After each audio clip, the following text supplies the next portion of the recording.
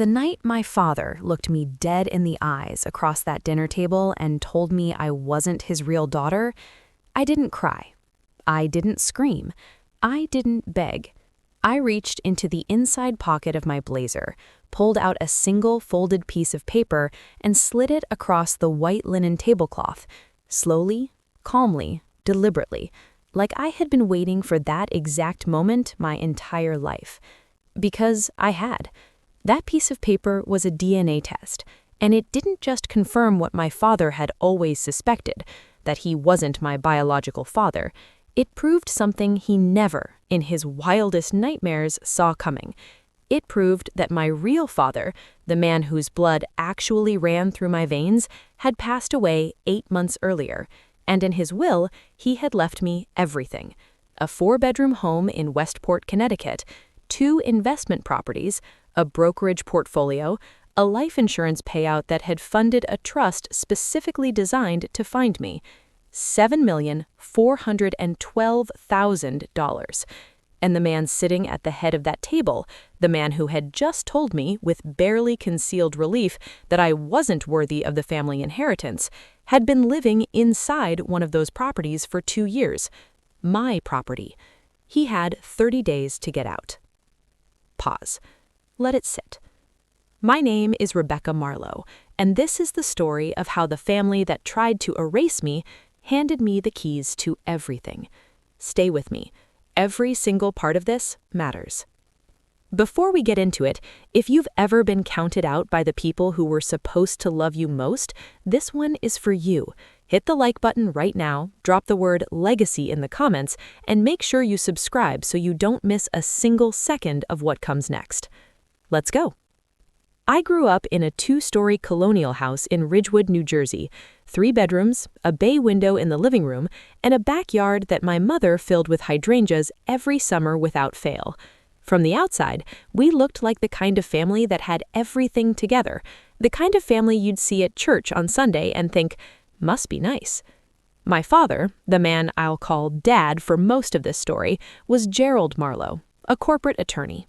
Tailored suits, firm handshake, the kind of man who made people feel small on purpose because it made him feel large.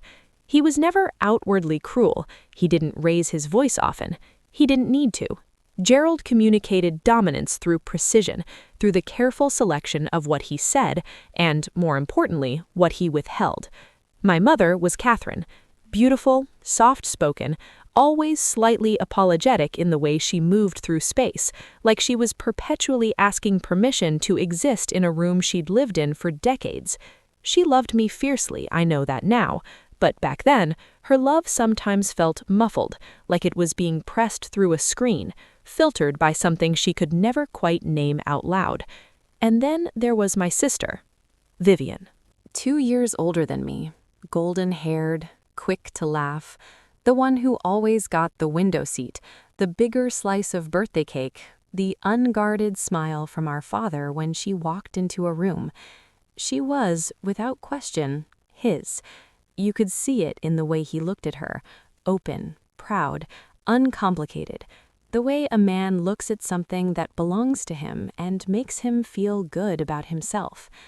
The way he looked at me was different. I couldn't have put it into words as a child. Children don't have language for this specific texture of being tolerated versus being loved, but they feel it. God, they feel it. It lives in the pauses, in who gets hugged first when he walks through the door, in whose piano recital he rearranged his schedule for versus the ones where I'd scan that auditorium 3 times and quietly accept, in the way only a child can accept something devastating, that the seat was empty again. I became the kind of daughter who tried to earn what should have been freely given. I got straight A's. I kept my room immaculate.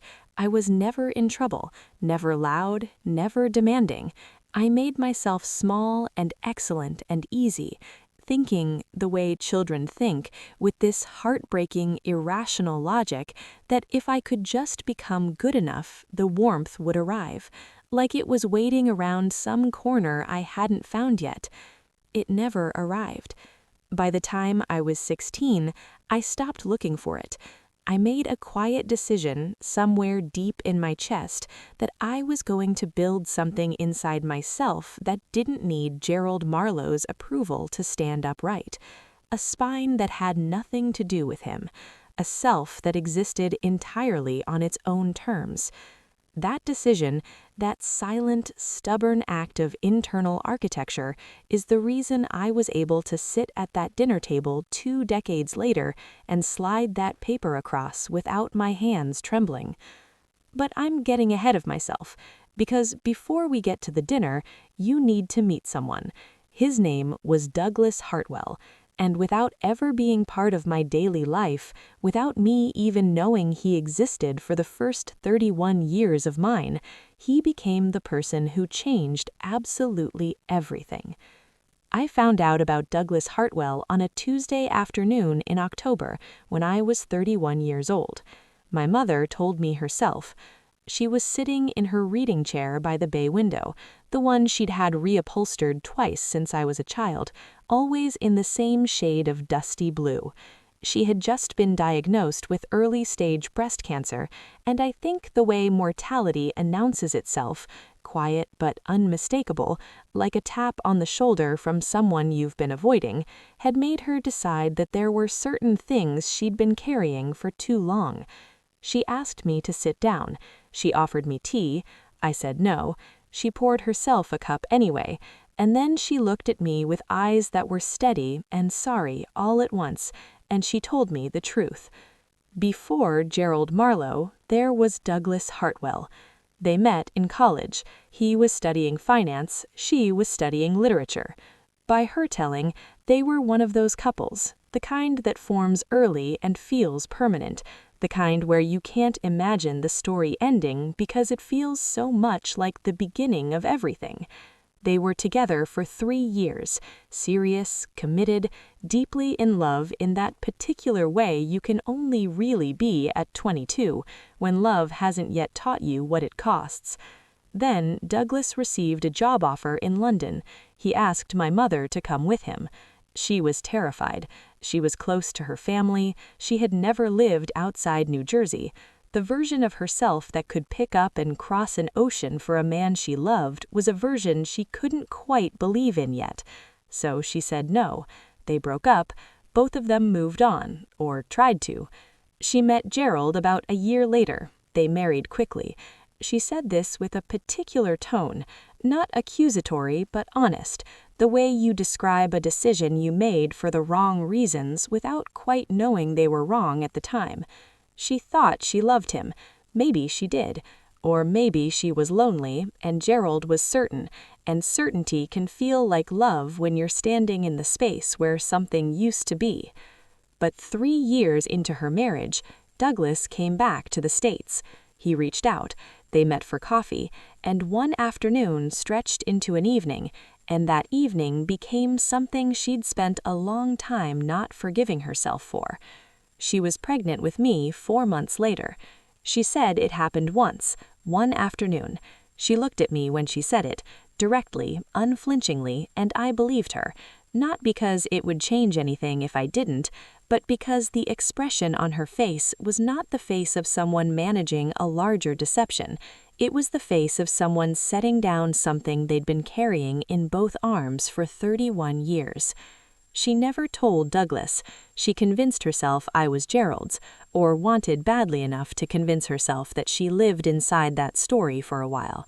But Gerald, with the precise and suspicious mind of a man trained to detect inconsistency, began to wonder somewhere around my 7th year. I didn't look like Vivian. I didn't look like him.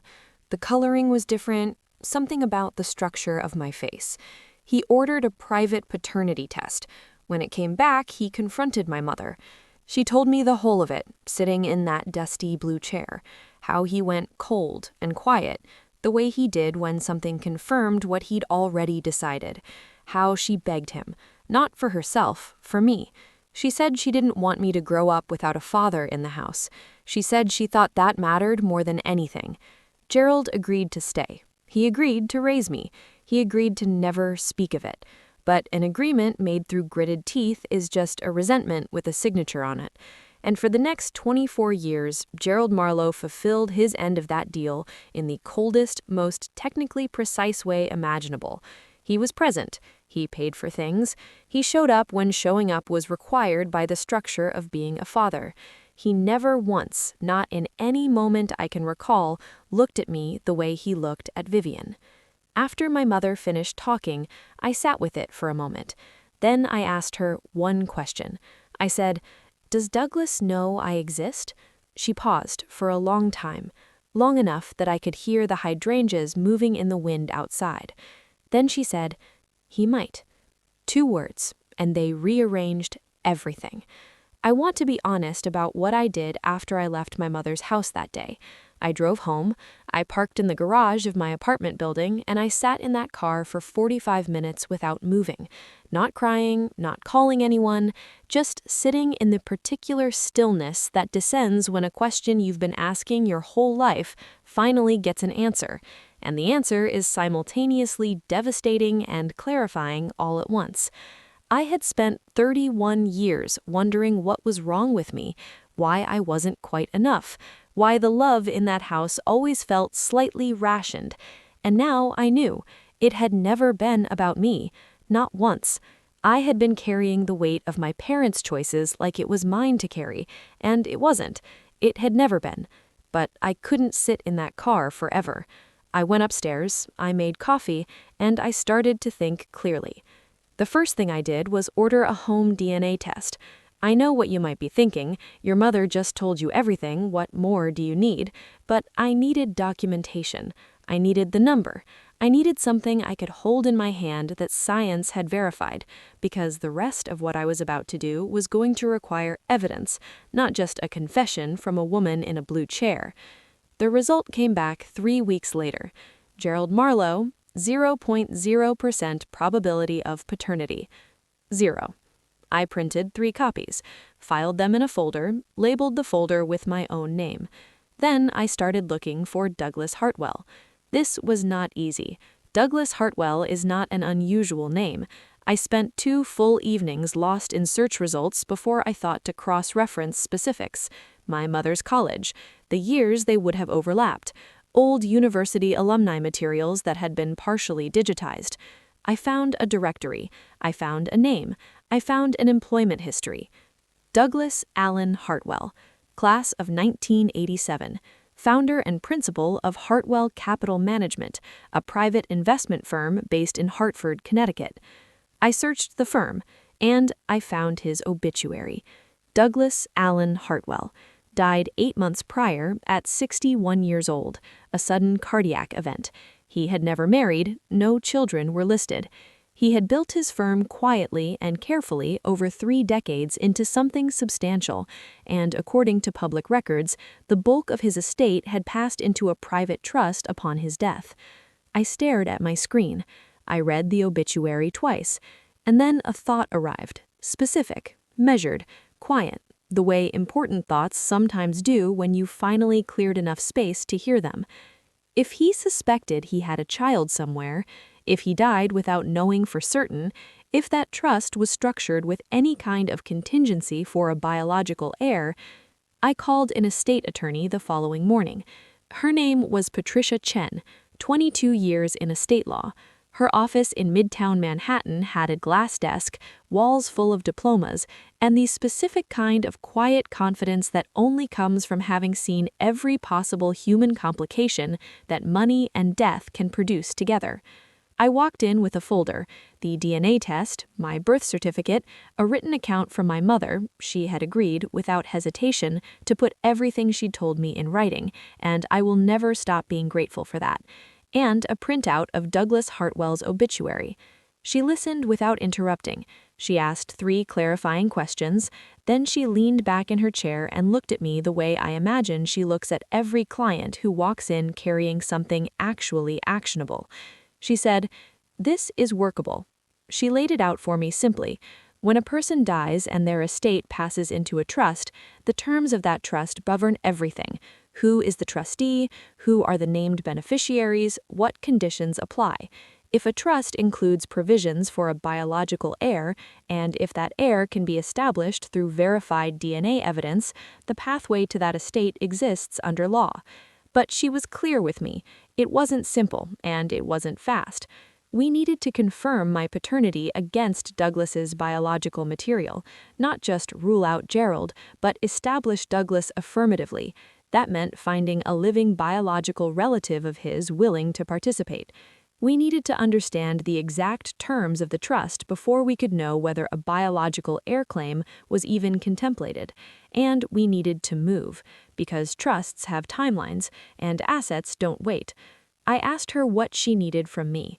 She slid a legal pad across the desk and said, "Tell me everything you know.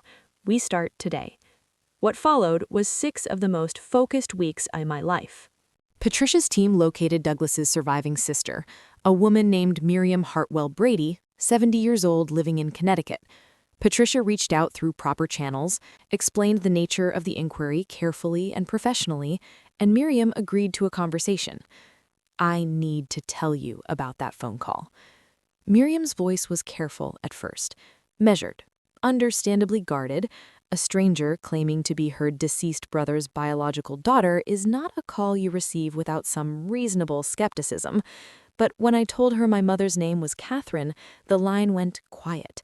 Not the silence of a blank, the silence of recognition. She said, "Douglas talked about a Catherine for years after they separated. I mean, years. He never really let that one go entirely." She said that near the end of his life, he had mentioned, just once, offhandedly, the way people mention the things they can't stop thinking about, that he thought he might have a daughter somewhere, that he'd done one of those commercial DNA ancestry tests a few years back, half hoping to find a match that confirmed what he could never prove. He never found one, but he'd left the door open anyway. Miriam agreed to submit a DNA sample. 4 weeks later, the results came in. Miriam Hartwell Brady and I were a 25% genetic match, consistent with an aunt-niece relationship, consistent with Douglas Hartwell being my biological father, consistent, in other words, with everything. I need to tell you what was in that trust. Douglas Hartwell had established a revocable living trust 12 years before his death. He amended it twice over the years. The final amendment, the one that mattered, was made 14 months before he died, 7 months before I even knew he existed. In that final amendment, he made one significant change. He removed the charitable foundation that had previously been named as the primary beneficiary, and he added a clause. The trust would transfer to his biological heir if one could be established through DNA evidence within 24 months of his death. If no verified biological heir came forward within that window, the estate would pass to a children's literacy foundation he had named as the contingent beneficiary. 24 months. Patricia and I filed our claim at the 16-month mark. I don't know with certainty whether Douglas knew about me. I don't know if my mother ever found a way to tell him, or if he simply did the math and lived inside the uncertainty. Maybe he commissioned that ancestry test hoping I'd find it first. Maybe he wrote that clause because he couldn't leave without leaving one door slightly ajar. I think about that more than I can explain. But what I know for certain is this: he made space for me. In whatever he knew or suspected or simply hoped, he made room. He left a door unlocked and trusted that if someone was out there, they would find their way through it. I did. The trust's administrator, a private bank in Hartford, received our claim, our documentation, the DNA evidence, Miriam's affidavit, my mother's written account. The genealogical record was clean and unambiguous. Patricia's team was meticulous. 12 weeks after filing, I received a letter. Thick cream stationery, the kind that has weight in your hands, the kind that announces itself before you've read a single word. It was from the firm administering the trust. It confirmed that my claim as the biological daughter of Douglas Allen Hartwell had been substantiated, that I met the conditions of the amended trust, that the estate was scheduled to transfer into my name within 90 days pending final administrative clearance. The estate, a 4-bedroom primary residence in Westport, Connecticut, 2 income-producing rental properties, a diversified brokerage portfolio, a life insurance payout that had seeded the trust. Total value, $7,412,000. I read that letter 4 times. Then I called my mother. She picked up on the second ring, and I said, "Mom, he left it to me." And for the first time in as long as I could remember, I heard her cry not from grief, not from guilt, but from something that sounded, finally, like the particular relief of a person who has been holding their breath for 31 years and has just, at last, been allowed to exhale. Now, I need to tell you about the dinner. I've turned this part over in my mind more than any other, wondered whether to include it, how to tell it, what it says about me, and I've decided to tell you exactly what happened and exactly why I did what I did, and let you sit with it. While all of this was unfolding, while Patricia was filing documents and Miriam was submitting DNA samples and the trust was being verified, Gerald Marlowe called a family dinner. The stated reason was estate planning, his own. Vivian had gotten engaged that spring. There was talk of restructuring certain family assets, of making sure things were in order for the next generation. Nothing unusual on its surface. We gathered at the house in Ridgewood. The table was set the way my mother always set it: white linen, the good china, candles even on an ordinary night, because Catherine Marlowe believed that the details of a table said something about how much a family valued the act of sitting together. I used to find it touching. That night, it felt like a stage set. We ate. We talked about Vivian's engagement, the venue she was considering, the dress shopping she and my mother had been doing. Gerald sat at the head of the table looking satisfied in the particular way he always looked satisfied when the evening was going the way he'd planned it. And then he turned to me. His tone was measured, reasonable, almost kind, in the clinical way Gerald could be almost kind when he'd already decided something and was simply managing the delivery. He said that in thinking about his estate and what he wanted to leave behind, he felt it was important for things to stay within, and here he paused, choosing the word with care, the bloodline. He said he hoped I understood. He said family was complicated. He said since I was not technically blood, he thought it was appropriate that his will be structured primarily around Vivian. He said it the way you say something you've rehearsed: calm, measured, slightly relieved. My sister didn't look at me. My mother looked like she wanted to step outside of her own body, and I sat with my hands in my lap and my face perfectly still, and I said, "I understand, Dad." I did understand. I understood completely. I also understood that what he didn't know was going to take his breath away. I waited 3 weeks. I made sure every legal document was finalized and filed. I made sure the property deeds had transferred fully into my name.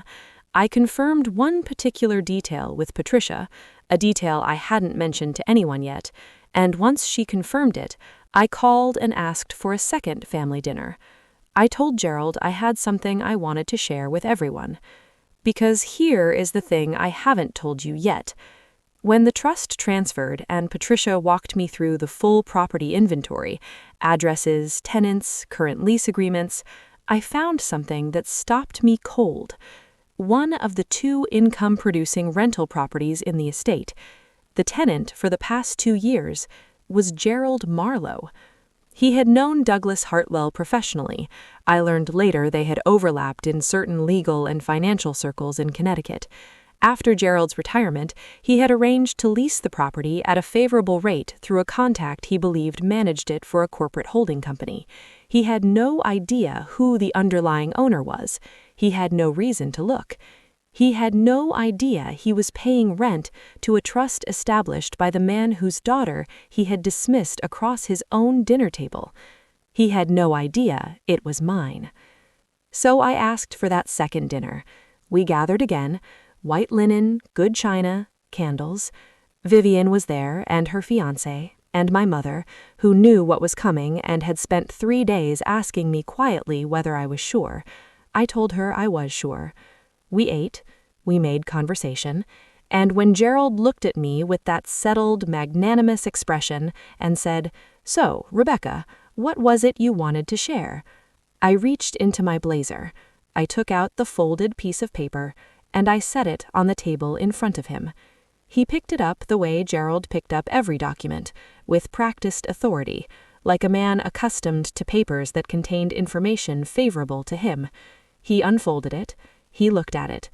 The DNA test, Douglas's name at the top, the paternity percentage 99.998, Gerald's name below it, 0.0. I watched his face move through confusion, then recognition of what he was reading, then the numbers, then, slowly, like a man stepping off solid ground, the full understanding of what it meant. I said quietly, "You were right, I'm not blood, but it turns out I do have blood, and he left me considerably more than you realized." I told him about the trust, the estate, the value, the properties, and then I told him about the house he was living in. I said, "You've been a tenant on a property that belongs to me for 2 years. The deed transferred into my name 90 days ago. As your landlord, I am giving you formal notice." I placed the second document in front of him, a 30-day vacate notice signed by Patricia's firm, addressed to Gerald Marlowe at the Westport address. 30 days, I said. I hope you understand. I want what I own to stay with me. The table was completely, utterly silent. Vivian's fiancé was looking somewhere in the middle distance, performing intense interest in the wall. Vivian had gone still. My mother reached across the table and quietly, gently put her hand on mine. Gerald said nothing. His face had gone the color of old plaster. I folded my napkin, I placed it neatly on the table, I picked up my bag, and I said good night. I walked out to my car and I sat in it for a moment in the dark. And I want to be careful here, because I've thought about how to describe what I felt in that moment, and I don't want to say something that isn't true. It wasn't triumph. It wasn't revenge, even though I know some people will read it that way. It wasn't the satisfaction of watching someone get what they deserved, though I will admit, somewhere in the honest part of me, there was a flicker of something that resembled that. What it actually was, what it felt like sitting in that dark car outside the house I'd grown up in, was the sensation of standing for the first time on ground that was entirely and unambiguously mine, ground I had not been given, ground I had found. Gerald moved out in 3 weeks, not 30 days, 3 weeks. He didn't fight it. I think he understood, with the legal mind he'd spent his career sharpening, that the ground under my feet was solid in every direction.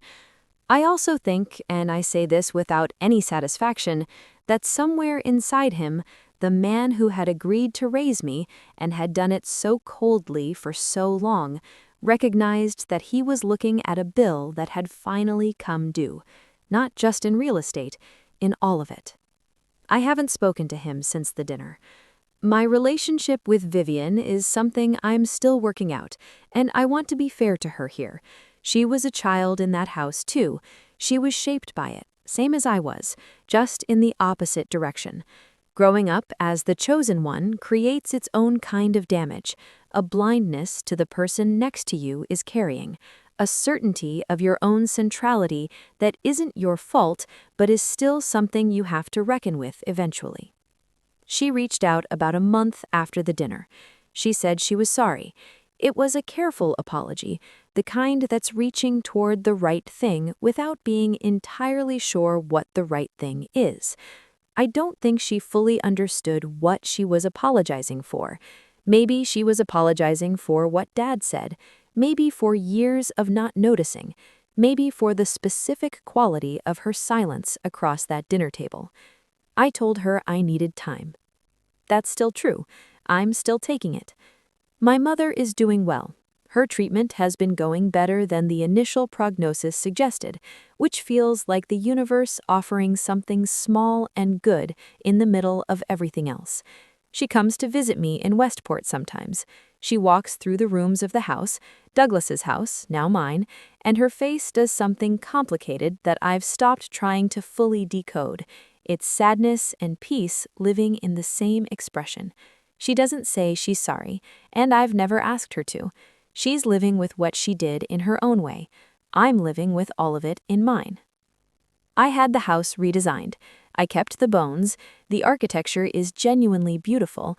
That particular quality of Connecticut light through wide windows is something I could not have imagined until I lived inside it. But I made everything else mine.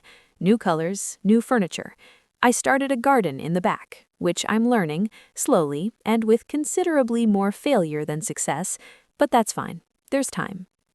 I know relatively little about Douglas Hartwell as a man. Miriam has shared things, pieces of him, the way you piece together someone from the memories of someone who loved them. He was private, precise, quietly generous in ways he didn't advertise. He carried certain things, certain absences, certain what-ifs close to the chest for most of his life. By all accounts, he was a good man who handled his regrets with dignity. I choose to believe he left that door open on purpose. I choose to believe that somewhere in the part of him that kept thinking about a woman named Catherine and the years that might have passed and the question he could never quite put down, he hoped.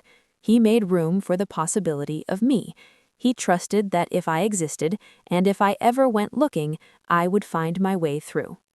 I did find my way through, and everything he built is, right now, becoming something new.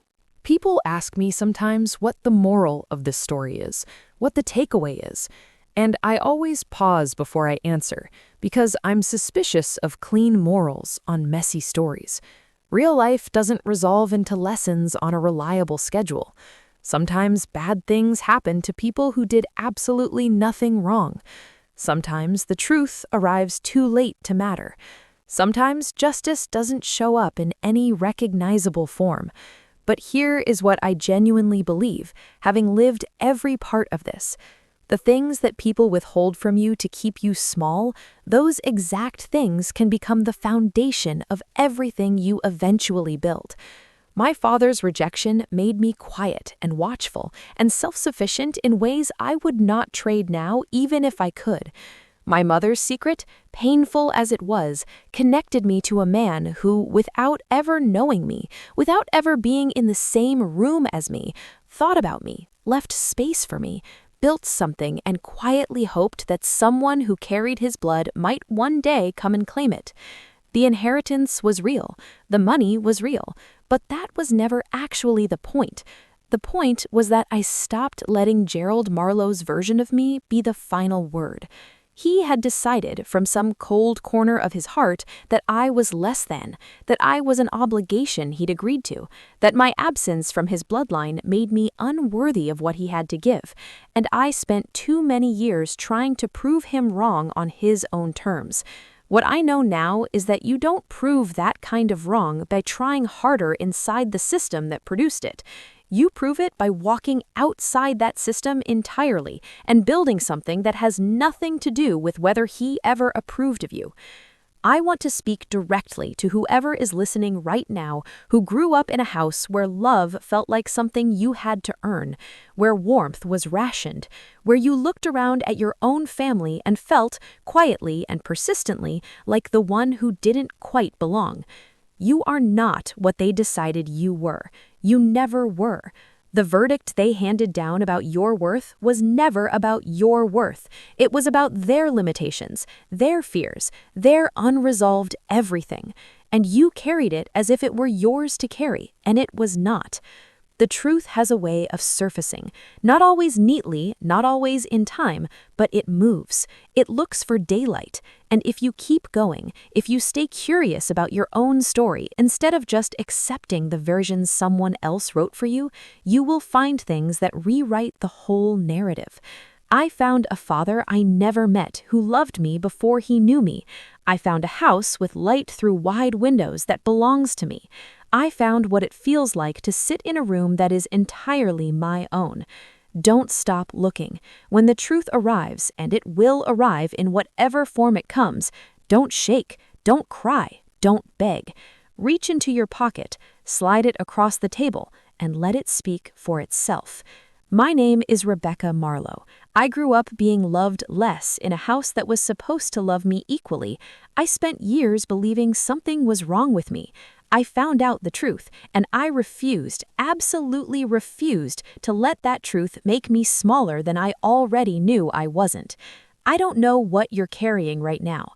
I don't know what room you're sitting in, or what story you've been handed about yourself, or who has been trying to write your limitations into your identity. But I know this: you are not the version of you that someone else couldn't see clearly enough to love right. And the real story, your real story, is still being written. Thank you for spending this time with me. It means more than I know how to say. If this story reached you, if even one part of it landed somewhere that mattered, please like this video right now. Leave the word legacy in the comments so I know you are here. Subscribe if you're new, because there are more stories coming. Stories of people who were written off and refused to stay written off. Hit the notification bell so you never miss one. And if you know someone who needs to hear this today, someone who has been counted out by the people who should have been in their corner, share this with them. I'll see you in the next one.